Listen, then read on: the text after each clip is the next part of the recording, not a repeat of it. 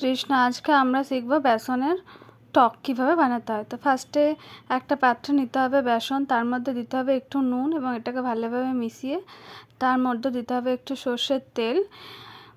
তো তারপর হাতে ভালো করে মিশিয়ে নিয়ে তার মধ্যে জল দিয়ে একটা ব্যাটার বানাতে হবে।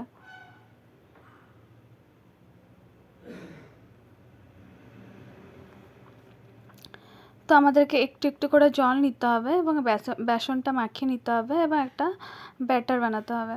তো আপনারা দেখতে পাচ্ছেন কিভাবে করতে হবে এটা।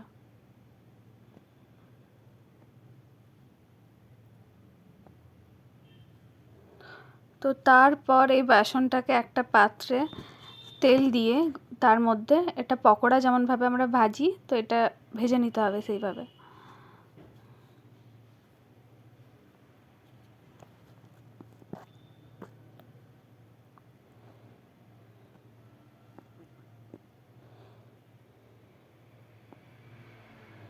তো আপনারা দেখতে পাচ্ছেন যে বেসনের পকোড়াগুলো ভাজা হয়ে গেল। এবার আবার আরেকটা পাত্রে তেল দিয়ে তার মধ্যে কালো জিরে দিতে হবে এবং তার মধ্যে কাসুন্দি দিতে হবে। আপনারা চাইলে কাসুন্দির বদলে সর্ষে বাটাও দিতে পারেন।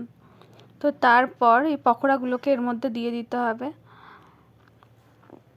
এবং তার মধ্যে দিতে হবে তেঁতুল জল। তো এটাকে ভালোভাবে মিশিয়ে নিতে হবে। তারপর দিতে হবে স্বাদ মতো নুন এবং একটু পরিমাণে চিনি এবং এটাকে ভালো করে 5 থেকে 6 মিনিট ভিজিয়ে নিতে হবে এবং তারপর দিতে হবে একটু হলুদ।